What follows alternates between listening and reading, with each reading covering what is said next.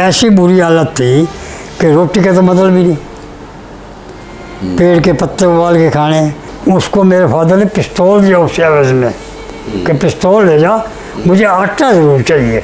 एक मुराद जूता था, बहुत बड़ा ज़मींदार, जो मेरे दादा का दोस्त था, भाई बना हुआ था, उसकी वजह से हम बचे हैं, नहीं तो हम तो मारे जाते। तो मेरे दादा ने कहा भाई देखो, हम मुराद जूते की पनाह हैं, मुराद जूते की पनाह में है, अब तोड़ना तो तोड़ लो। वापस चले गए। जवान लड़कियों को जहर देना पड़ा, जवान लड़कियों ने मौका देखते कुएं में छलांग लगा दी, जवान लड़कियों को उनके माँ बाप ने मार दिया ताकि मुसलमान के हत्थे ना चढ़े। तो मेरे फादर ने कहा भाई मेरे पास है जहर, तो मैं तेरी लड़की को देता हूँ, फिर अपनी लड़कियों को देगा। सबसे छोटी लड़की को, मेरी सबसे छोटी बहन, उसको जहर दी और कुदरत ने उसकी रक्षा करी, उसको उल्टी आ गई। अच्छा, बच गई। नमस्कार, आदाब, सत श्री अकाल दोस्तों, मैं विजेंद्र कंबोज, दास्तान पार्टीशन 1947 से, और इस वक्त मैं हूँ हिंदुस्तान की राजधानी दिल्ली में। और जिस कहानी के लिए मैं यहाँ पे आया हूँ उनका नाम है श्री मोहनलाल जी, सन ऑफ श्री रामरंग जी। और अखंड भारत के जिस हिस्से से इनका संबंध रहा है, जो कि इस वक्त पाकिस्तान में है, तहसील और सिटी शोरकुट और डिस्ट्रिक्ट झंग। इनका जन्म सन 1940 का है। जिस वक्त बंटवारा हुआ उस वक्त इनकी उम्र थी 7 साल। आज हम इनके पास आए हैं इनकी अपनी कहानी सुनने के लिए कि किस तरह से पार्टीशन के दुखों को इन्होंने झेला और उस वक्त के हिंदुस्तान से हिंदुस्तान तक का सफ़र तय किया, जो कि पाकिस्तान बन चुका था। अगर आपके पास भी कोई कहानी है और आप हमारे साथ शेयर करना चाहते हैं तो आप स्क्रीन पे दिए हुए नंबरों से हमसे संपर्क कर सकते हैं। अगर आप वीडियो कॉल के माध्यम से हमसे बात करना चाहें, व्हाट्सएप के ज़रिए या किसी और माध्यम से, तो आप इन्हीं नंबरों पर हमें व्हाट्सएप कॉल कर सकते हैं। अगर आप अपनी स्टोरी रिकॉर्ड करके हमें भेजना चाहें तो आप हमें जीमेल पे भेज सकते हैं, जो हमने जीमेल एड्रेस स्क्रीन पे दिया हुआ है। तो चलिए, इनकी कहानी जानने के लिए हम इन्हीं के पास चलते हैं और सवालों जवाबों का जो हमारा सिलसिला है वो स्टार्ट करते हैं। हाँ जी, नमस्कार। नमस्कार जी, कैसे हैं आप? बिल्कुल ठीक, ओके। तो आप अपना नाम और अभी जहाँ पे आप हैं उसका एड्रेस बता दीजिए। देखिए, मैं अब अपनी लड़की के घर रोहिणी सेक्टर 16 दिल्ली में आया हुआ हूँ। मेरा नाम मोहनलाल गुसाई है और मेरे फादर का नाम गुसाई रामरंग है। मैं 2018 में रोहतक हरियाणा से शिफ्ट किया था दिल्ली में, क्योंकि मेरे लड़के की यहाँ जॉब है। ओके। तो मैं पीछे वेस्ट पाकिस्तान शोरकोट डिस्ट्रिक्ट जंग से बिलोंग करता हूँ। मेरे पेरेंट्स प्रॉपर शोरकोट सिटी में रहते थे और मेरे दादा वहाँ ज़िम्मेदार थे जी। अच्छा, तो आप ज़िम्मेदार था वहाँ पे? हाँ, ज़िम्मेदार था। ज़मीनें वगैरह? हाँ, ज़मीनें थी। अच्छा। हाँ जी। तो मेरे दादा गुसाई दीवान चंद के 4 लड़के थे जी। नाम गुसाई सदानंद, गुसाई रामरंग, गुसाई शिवचरण, गुसाई सरदारी लाल। गुसाई सदानंद स्टेशन मास्टर थे, वहाँ किसी टुटियाना स्टेशन था। गुसाई सरदारी लाल जो सबसे लास्ट थे, वो भी किसी टेलीफोन महकमे में थे और जॉब करते थे। गुसाई शिवचरण और मेरे फादर गुसाई रामरंग मेरे दादा के पास रहते थे, जिम्मेदारा करते थे। अच्छा, आपने बताया था कि आपके दादा के दादा जी जो थे, हाँ जी, वो सरकार में थे, मतलब वो महाराजा रंजीत सिंह के दरबार में राधा किशन, पंडित राधा किशन दरबार में मंत्री थे। ठीक है। उनका लड़का देशराज था, देशराज का लड़का दीवान चंद, दीवान चंद का लड़का रामरंग, रामरंग का लड़का मैं। अच्छा। हाँ जी। मैंने वैसे अपने फैमिली के 6 पीढ़ी देख रखी हैं। मेरे गुसाई दादा गुसाई दीवान चंद, उसके बाद गुसाई रामरंग, उसके बाद मेरे बड़े ब्रदर गुसाई सोमनाथ, उसका लड़का गुसाई रोहतास, उसका लड़का गगन और उसका लड़का देव। अब सब हैं वहाँ फरीदाबाद में। तो कितनी ज़मीनें थी आपकी वहाँ पे? वहाँ जी 250 किला ज़मीन थी। 250 किला। ठीक है। और तकरीबन 1250 बीघा बनती है। जब यहाँ इंडिया में आए तो रिहेबिलिटेशन डिपार्टमेंट ने ये फार्मूला बना रखा था कि अगर एक आदमी के पास वहाँ ज़मीन थी तो उसमें से किसी का 60% कट कर लिया, किसी का 40% कट कर लिया। वहाँ पे कौन करता था आपकी खेत ज़मीनें, कौन संभालता था? खुद ही करते थे या? मेरे फादर, मेरे चाचा गोसाई शिवचरण और मेरे दादा, ठीक है। उन्होंने मुजारे रख रखे थे। अच्छा।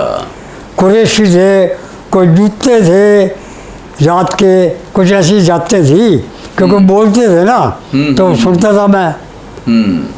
ठीक है। और घर आते थे वो फसल देने के लिए। हाँ। तो सर ऐसे है कि फसल जो है हमारे घर में ऊँटों पे आती थी। अच्छा इतनी फसल होती थी अच्छा। कैमल्स पे, ऊँटों पे, रेड़े रूड़े पे नहीं। ना ट्रैक्टर थे वहाँ, उन दिनों ट्रैक्टर बहुत कम थे। तो जो आपका शोरकुट इलाका था, हाँ जी, उसमें और कौन सी बिरादरी के लोग रहते थे? वो हिंदू भी थे जी और मोहम्मदन भी थे। ठीक है। हाँ जी, दोनों जाते थी। बड़ा शहर था। ठीक है। हाँ जी, वहाँ एक पहले पुराना और शहर था जो भूचाल में गिर गया था और टीला सा बन गया था, टीला, जिसको जांगी में बेड़ कहते हैं। बेड़ सुनो होगा आपने, और भी शोरकोट के मिलेंगे ना, तो वो बेड़ कहेंगे, वह बेड़ है। ठीक है। बेड़ की तरफ है हमारा स्कूल था जी। मुझे याद है मैं तख्ती, कलम दवात और बोरी बिछाने के लिए ले जाता था। अच्छा। और बस स्टैंड पे स्कूल था, खजियाँ थी। खजियाँ का मतलब खजूर के वृक्ष, खजूर के वृक्ष को खजियाँ कहते हैं वहाँ जांगी में। और दूसरे पेड़ थे वहाँ, उसके नीचे स्कूल लगता था। तो आपका मतलब आना जाना मुसलमानों के साथ अच्छा था, बातचीत? हाँ, पेरेंट्स का अच्छा था जी। हाँ। मेरे पेरेंट्स, ग्रैंडफादर की काफ़ी इज्जत करते थे क्योंकि ज़मीन काफ़ी थी ना जी। हाँ, आना जाना भी था शादी? आने जाना भी था उनका। और एक मुराद जूता था, बहुत बड़ा जिम्मेदार, जो मेरे दादा का दोस्त था। अच्छा। भाई बना हुआ था। ठीक। उसकी वजह से हम बचे हैं, नहीं तो हम तो मारे जाते। तो ये भी एक कहानी है कि एक मुसलमान मुराद, हाँ, क्या नाम बताया? मुराद जूता। मुराद जूता जूता जूता जात होती है। अच्छा। हाँ, तो उन्होंने आपकी वो जान बचाने में भी? हमारे घर इतना बड़ा था जी कि हमारे मोहल्ले के सब लड़के लड़कियां बुजुर्ग औरतें हमारे घर में आ गई थी और बड़ा सारा गेट था। और मुसलमानों ने घेर लिया। तो कितने की आबादी थी मुसलमानों की आपके गांव में, आपके एरिया में? 40-60 के एवरेज थी। 60% मोहम्मदन्स थे और? नहीं, 60% हिंदू थे। अच्छा। 40% गाँव में मोहम्मदन ज़्यादा थे। ठीक। सराउंडिंग जो गांव थे ना इर्द गिर्द, उनमें मोहम्मदन ज़्यादा थे, हिंदू उस कम। वक्त संचार का साधन क्या था? अखबारें तो नहीं हुआ होती होंगी, या रेडियो? कैसे आपके पास खबरें कैसे आती थी? कभी रेडियो थे जी। अच्छा, रेडियो थे। हाँ, रेडियो थे ऐसे कि रेडियो है, उसके साथ तार लग के ऊपर एंटीना बनाए और 2 मास टंगे हुए हैं और मुझे तार एक लगाई हुई है, उसके माध्यम से सुनते थे समाचार। ठीक है। बसें चलती थी आने जाने के लिए। फसल क्या होती थी उस टाइम वहाँ पे? हाँ जी, फसलें क्या होती थी? फसल? हाँ। गेहूँ ज़्यादा। अच्छा। गेहूँ। ठीक है। तो एरिया बढ़िया था, मतलब उपजाऊ? जरखेज बड़ा, पानी बहुत था उसमें। ठीक है। क्योंकि मैं भी जाता था हाँ। अपने दादा के साथ घोड़ी पे बैठ के। ठीक। मेरे दादा के पास घोड़ी थी, ओके। वो मुझे आगे बिठा के और जाते थे। उन्होंने ट्यूबवेल भी लगवाया हुआ था वहाँ, एक कमरा भी बनवाया हुआ था। ठीक है। तो कहने का मतलब है कि बढ़िया रसूखदार वाली जिंदगी आप वहाँ पे? वहाँ बहुत अच्छी गुजरी, बहुत पिताजी? अच्छी गुजरी पार्टीशन से पहले। अब सही बात है, किसी बुजुर्ग आदमी से, मेरे से बड़े आदमी से जो आपके कांटेक्ट में आए, शोलकोट का हो, तो हमें, मेरे दादा को गोसाई राजा कहते थे। ठीक है। ज़्यादा ज़मीन होने की वजह से। गोसाई वहाँ राजा। पंजाबियों में दो आदमियों के पास, दो फैमिली के पास ज़्यादा ज़मीन थी, एक सेठी और एक गुसाई। सेठियों के पास भी बहुत ज़मीन थी। तो जब ये बातें हुई कि बंटवारा होगा, हाँ जी, कोई खबर मिली आपके पास? मतलब उससे पहले का माहौल क्या था? 1 महीना पहले, 2 महीना पहले क्या माहौल था? ये ससराहट ज़रूर थी कि हिंदुस्तान पाकिस्तान बनेगा और मारकाट होगी। सचेत हो गए थे लोग। और फिर यकदम ही बलवा हो गया। एकदम बलवा हो गया तो भगदड़ मच गई, को भाग गए तो मुसलमानों के अत्याचार को उन्होंने काट दिया। जो फैमिलियाँ थी वो बेचारे अपने घरों में लुकते रहे। फिर सबसे लास्ट में हमारे घर में आ गए 200-250 आदमी थे। अच्छा, वो कहाँ से आए? आपके मोहल्ले से। मोहल्ले से? अच्छा। मोहल्ले से, हाँ जी। ठीक है। तो गेट बंद कर दिया। हाँ। तो ये सारे मुसलमान तो एक कुनबे के नहीं थे, हर एक जगह के थे। कहीं बोलो तोड़ो। अच्छा। गेट को तोड़ो। तो मेरे दादा ने कहा, भाई देखो, हम मुराद जूते की पनाह हैं, मुराद जूते की पनाह में है, अब तोड़ना तो तोड़ लो। वापस चले गए। तो जो मुराद जूता का आपने नाम लिया, हाँ जी, उनके साथ क्या रिलेशन था? उनके वो भी जिम्मेदार था। और मेरे दादा का भाई बना हुआ था। अच्छा, ठीक है। उसकी वजह से बच गए। तो उस वक्त वो हवेली में ही थे? कौन? मेरे दादा थे। हाँ, नहीं, जो मुराद जूते के, मुराद जूते था अपने घर में ही था, कहीं शोरकोट में ही। अच्छा अच्छा। हाँ, अच्छा, वो घर में वहाँ तक नहीं था। वहाँ अगर होता तो ऊपर चढ़ के उनको सबको भगा देता। उसकी इतनी दहशत थी। अच्छा। इतना रिगार्ड था उसका। फिर चले गए। फिर इतने में पुलिस आई। अच्छा। पुलिस निकालने के लिए, मगर पुलिस कामयाब नहीं हुई निकालने के लिए। कुछ आदमी निकाले, फिर उन्होंने मारकाट कर दी, फिर वापस आ गए। फिर आर्मी आई तो हम जितने 200-250 आदमी थे जैसे ही बैठे थे। किसी का पजामा नहीं था, किसी के पैर में चप्पल नहीं थी, किसी औरत के सिर पर दुपट्टा नहीं था। वो बोले बैठो, जल्दी चलो। ट्रक मंगा लिए उन्होंने, मिलिट्री वालों ने। ट्रक में बैठ गए। तो कारखाना था एक कपास का, पहले वहाँ ले आए। एक दिन वहाँ रखा।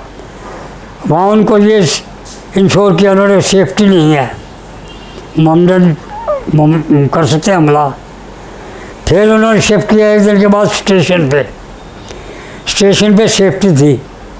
स्टेशन पे आर्मी भी थी। रेलवे स्टेशन पे? ठीक है।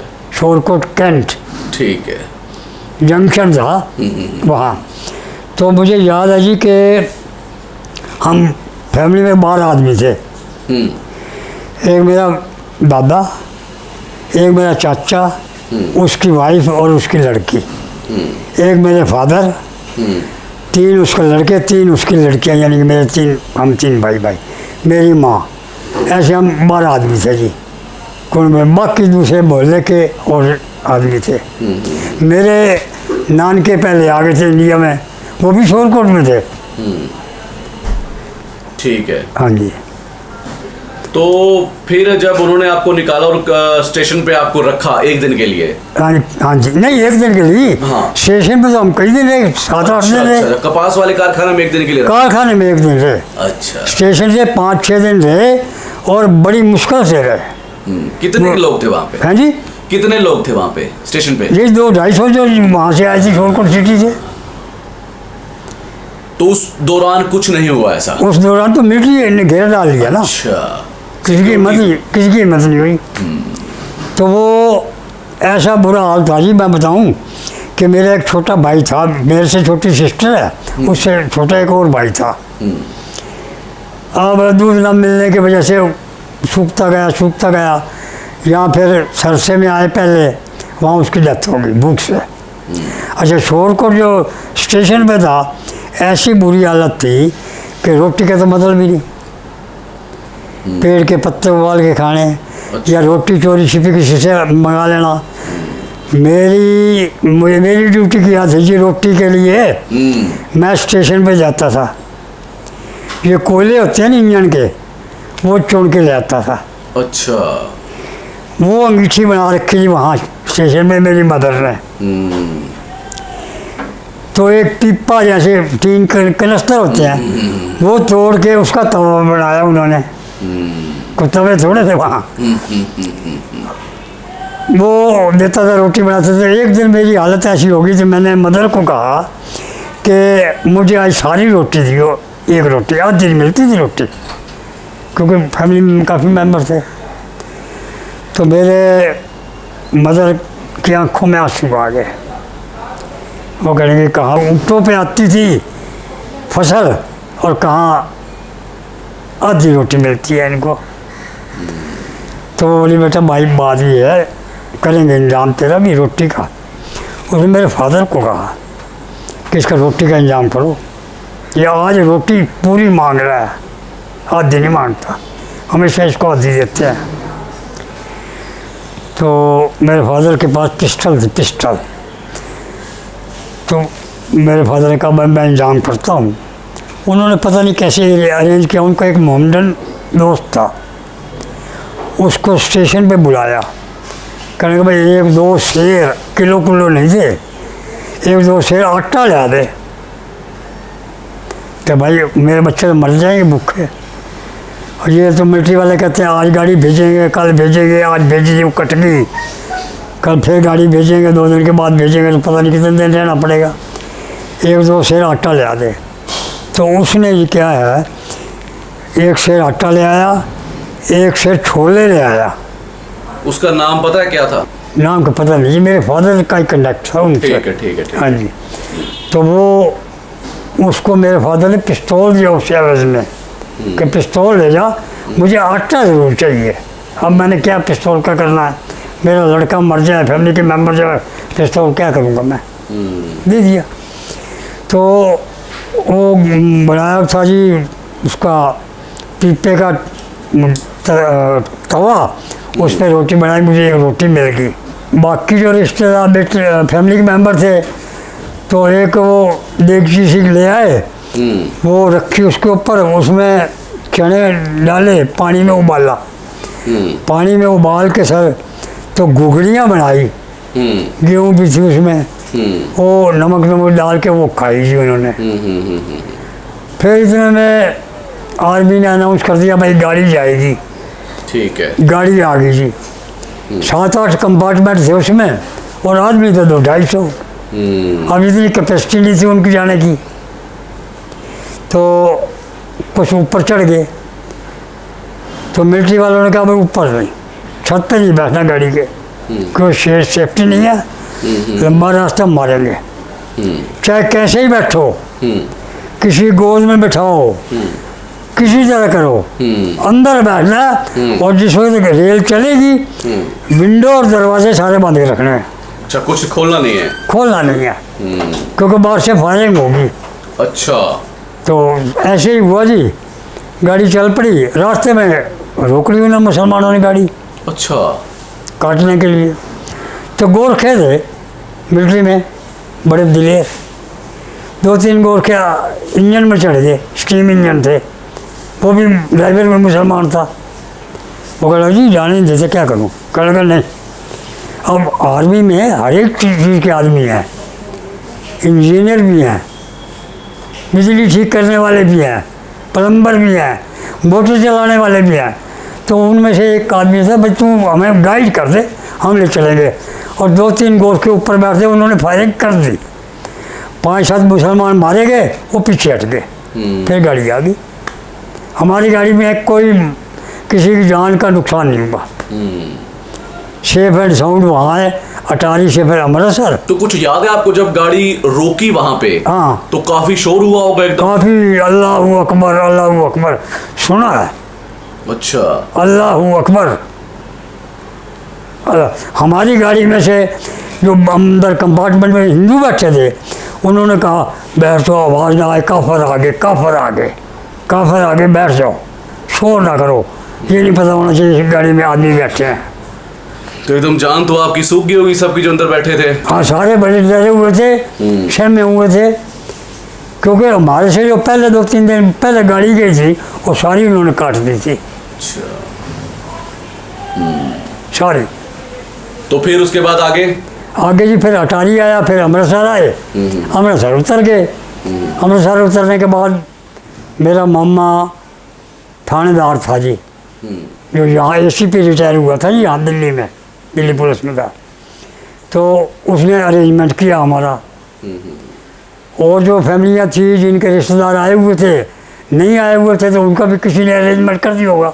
हमें से अच्छा सा मकान खुलवा दिया, चारपाइयाँ डलवा दी, बिस्तर डलवा दिए, रोटी राटी का इंतजाम करवा दिया। फिर उसके बाद हमारे दादे ने कनेक्ट किया, भाई हमें कहाँ जाएँ। फिर पता लगा जी जंग को रोहतक जिला अलाट हो गया एग्रीकल्चर लैंड के लिए।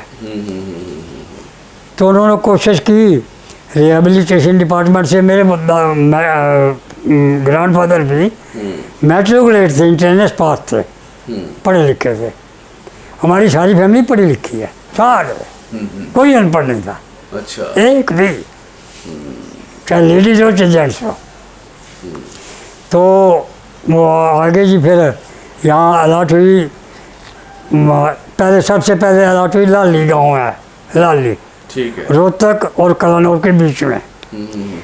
चूँकि ज़मीन ज़्यादा थी, 100 किले, तो रिहेबिलिटेशन वालों ने कहा कि भाई 100 किले तो एक आदमी को देंगे नहीं, इसको कलानौर भेजो।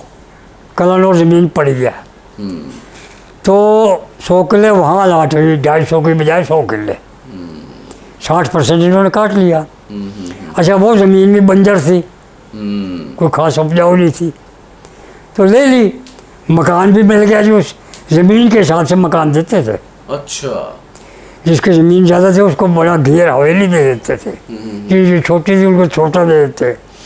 तो कलानौर में मकान मिला, तो उसमें किसी बशीर की हवेली थी, बशीर मुसलमान था। उसका जो फ्रंट गेट था, दरवाज़ा, उसमें पीतल के कील थे, लोहे के नहीं थे, पीतल के, कुंडे पीतल के थे, हैंडल पीतल के थे। कहने का मतलब वो भी काफी रिच आदमी रहा। रिच आदमी था जी, रिच जिम्मेदार था। वहाँ लौटे जी, फिर उसके बाद पढ़ते रहे। फिर 22 जहाँ से मेरी सर्विस लगी, वहाँ से 5-6 किलोमीटर दूर towards Bhiwani, Kharak Kalan, as clerk school में। तो मैं वहाँ कलानौर अप एंड डाउन करता था, सारी फैमिली वहाँ शिफ्ट हो गई। तो मेरे ब्रदर की पुलिस में कांस्टेबल था गोहाना, और मेरे नानकों को गोहाना ज़मीन अलाट होगी, वो भी जिम्मेदार थे, उनका भी बहुत बड़ी हवेली थी। तो मेरी नानी ने ये कहा, नाना तो था नहीं हमारा, नानी मेरी ने कहा मेरी माँ को, भाई शांति, अब तेरा बड़ा लड़का यहाँ पुलिस में आ गया, तो वहाँ तुम्हारा झगड़ा रहता है कलानौर में, तो यहीं आ जा। तो हम सारी भाई बहन वहाँ हो गए गोहाना में। तो 10वीं पास मैंने गोहाना से करी।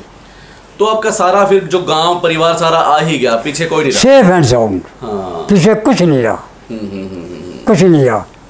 तो जिस मुसलमान की बात बताई आपने, हाँ जी, मुराद जूता, हाँ हाँ, उससे कभी कोई मुलाकात हुई वहाँ पे? मैं तो छोटा था ना। अच्छा, आपको कोई इतना? मैं तो 7 साल का था, मुझे क्या पता। इसलिए याद नहीं। हमारे मकान के साथ पीछे एक दीवार थी अस्पताल की, सिविल अस्पताल की, और हमारा मकान यहाँ से लेकर जहाँ आपकी गाड़ी खड़ी है वो परला कॉर्नर तक था, इतना लंबा। आधा मकान था, 4-5 मंजिला, उन दिनों 4-5 मंजिले बहुत कम थे, और आधे में हवेली थी सारी, जिसमें ऊँट आते थे, गेहूँ वगैरह घेर देते थे, उसके बाद अंदर स्टोर करते थे गेहूँ वगैरह। तो जब आप आए तब तक यहाँ से सारे मुसलमान जा चुके होंगे? जा चुके थे, कोई नहीं था यहाँ? हमें तो कोई मिला नहीं यहाँ इंडिया में, ना कलानौर मिला, ना लाली मिला, ना गोहाना मिला, कोई नहीं मिला मुसलमान। तो उसके बाद फिर वहीं आपको जमीन मिली, जमींदारा हुआ, और हाँ जमींदारा हुआ जी। फिर नौकरियाँ लग गई जी, मेरी भी नौकरी लग गई, मेरे फादर की नौकरी उन्होंने, मेरे मामा ने वहाँ लगवा दी, रोहतक डिस्ट्रिक्ट ट्रांसपोर्ट थी, उसमें एज मैनेजर बहादुरगढ़ में लगवा दी। बहादुरगढ़ से दिल्ली बस जाती थी, बहादुरगढ़ से गुड़गांव जाती थी, बहादुरगढ़ से झज्जर जाती थी। अच्छा, यहाँ पे एक बात यह है कि आप मुलाजिम रहे हो, सरकार में क्लर्क रहे हो। हाँ जी। तो थोड़ा उस एंगल से हम बात करते हैं कि जो कुछ भी हुआ उस दौरान, हाँ जी। वो उसके पीछे क्या रीजन रहे थे कि एकदम इतना मारकाट हो गया, क्यों हुआ इतना? रीजन तो ये पॉलिटिकल बात है इनकी, और तो किसी आदमी का तो नागरिकों का आपस में मुसलमान हिंदू का तो कोई ऐसा झगड़ा नहीं होता। ये पॉलिटिकल था जो इन बिटवीन नेहरू और जिन्ना के होगा। नेहरू और जिन्ना के बीच में था मामला ये, बस। अब जैसे ये सारे पॉलिटिकलाइज होते हैं, हिसार ज़िला आपका है, बहुत बड़ा ज़िला था। अब जो पॉलिटिशियन बनते, सीएम बनते हैं, उनकी इच्छा होती है ज़िले में से एक और ज़िला बना दें, डीसी अपना लगवा लें, एसपी अपना लगवा लें, तहसीलदार अपना बनवा लें। उस वक्त हिसार ही जिला था, फतेहाबाद नहीं था हमारा। मैं कह रहा हूँ ना, हिसार ज़िले में से भिवानी निकला, हाँ। हिसार ज़िले में से फतेहाबाद निकला, हिसार ज़िले में सरसा निकला। हिसार ज़िला तो बहुत बड़ा ज़िला था, बहुत बड़ा था।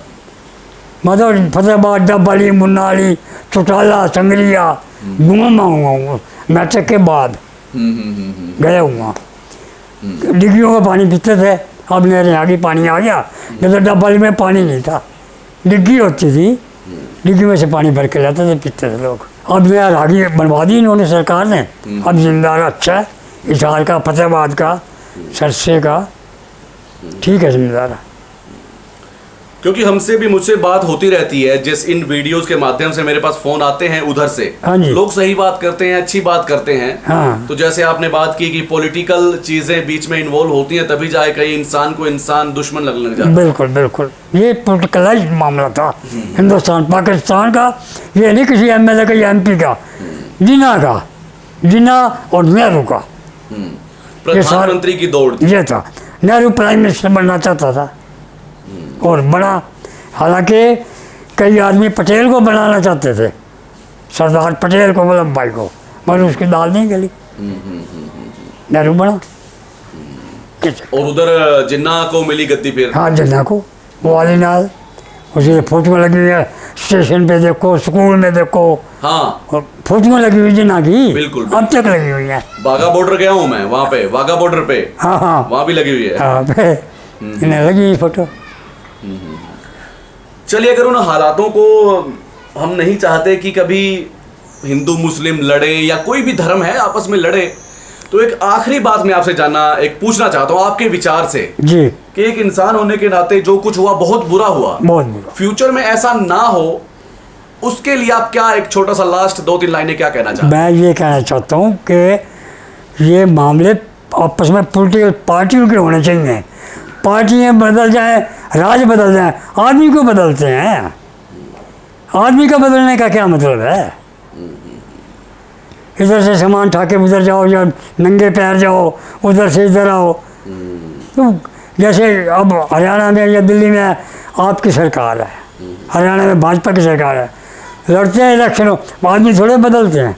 तो कहने का मतलब है इंसान को एक इंसान के साथ रिश्ते अच्छे रखने चाहिए, सरकारें बदलती रहती हैं। सरकार के ये सरकार बदलनी चाहिए थी, अगर वो सोचते थे बदला रहती सरकार, पर आदमी को बदल दिए। ज़्यादा नुकसान तो आदमियों को किया इन्होंने। तो सरकारी आंकड़ों के हिसाब से लगभग 10 लाख लोगों की डेथ हुई थी, लेकिन बिल्कुल मारे थे जी, मारे होंगे। सरकारी आंकड़े हैं। हाँ, नहीं हाँ। तो जो नहीं आए रिटर्न में, या जो ज़्यादा होंगे जी, बहुत ज्यादा होंगे, ज़्यादा। बहुत ज्यादा होंगे। ज़्यादा। ऐसी मैं आपको बात बताऊं, हिंदू औरतों के साथ बड़े जुल्म हुए। हिंदू औरतों को जहर देना पड़ा, जवान लड़कियों को जहर देना पड़ा। जवान लड़कियों ने मौका देखते कुएं में छलांग लगा दी। जवान लड़कियों को उनके माँ बाप ने मार दिया ताकि मुसलमान के हत्थे न चढ़े। आप ये वेरीफाई कर लेना, और जो आदमी वहाँ से आए हैं कि क्या ये हालात बने थे। मेरे चाचा की लड़की एक है जो अब गाज़ियाबाद में है, तो मेरे फादर ने मेरे चाचा को कहा, मेरी 3 बहनें जवान थी जी, जवान थी, 2 तो बड़ी थी, 1 छोटी थी, 5 साल की, 2 बड़ी थी, कोई 16 साल की, कोई 18 साल की। तो मेरे फादर ने कहा, भाई मेरे पास है जहर, तो मैं तेरी लड़की को देता हूँ, फिर अपनी लड़कियों को देगा। अच्छा। मेरी चाची ने कहा, भाई देख, मेरी लड़की के पास तो सामने देखना नहीं तूने, अपनी लड़कियों को दे दे। तो मेरे फादर ने सबसे छोटी लड़की को, मेरी सबसे छोटी बहन उषा, ये बेटी रिटायर हुई अब, उसको दी गुड़गांव में सेटल है आजकल। उसको जहर दी और कुदरत ने उसकी रक्षा करी, उसको उल्टी आ गई, अच्छा। बच गई। मेरे दादा ने कहा ये जुल्म के तूने, मुझे पता नहीं लगा, जहर की पुड़िया तू रास्ते में और कहीं दे देगा इनको।